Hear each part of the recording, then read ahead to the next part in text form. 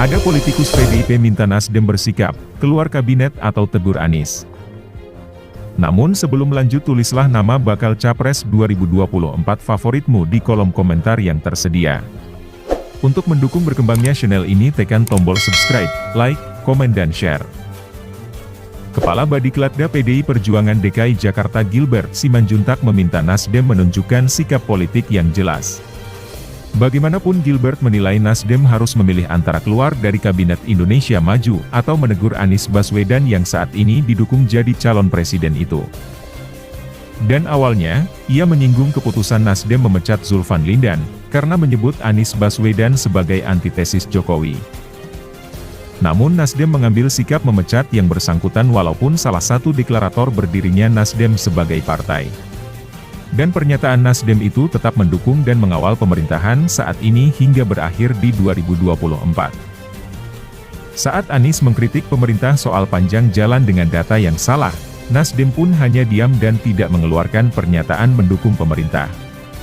Namun jelas Gilbert, Nasdem ikut membangun apa yang saat ini ada. Namun, kata dia, saat Anies mengkritik pemerintah soal panjang jalan dengan data yang salah, Nasdem hanya diam dan tidak mengeluarkan pernyataan mendukung pemerintah.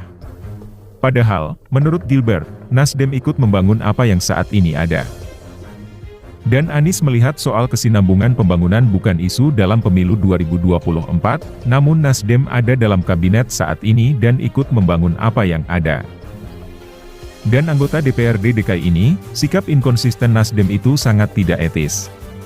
Gilbert menjelaskan sebaiknya Nasdem menunjukkan sikap politik yang jelas.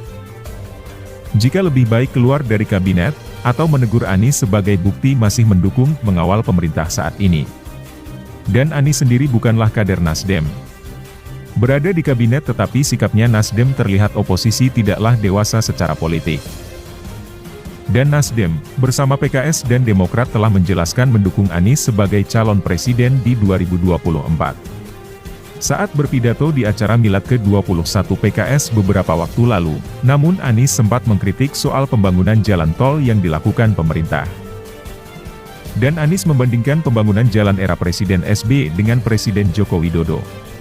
Lalu mengungkapkan Jokowi berhasil bangun jalan tol sepanjang 1.600 km. Adapun, jalan umum gratis yang dibangun Jokowi hanya sepanjang 19.000 km. Sementara SBY, jelas Anies, bisa membangun jalan gratis 20 kali lipatnya. Dirjen Bina Marga Kementerian PUPR Hedi Rahadian menilai, ada kesalahpahaman Anies dalam memahami data Badan Pusat Statistik.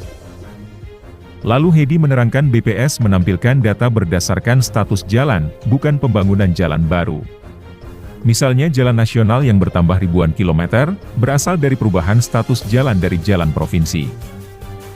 Dan yang disebut bahwa pembangunan jalan zaman SBY lebih panjang dari zaman Jokowi, bukan itu maksud dari BPS. Jadi salah interpretasi data BPS. Terima kasih telah menonton video ini.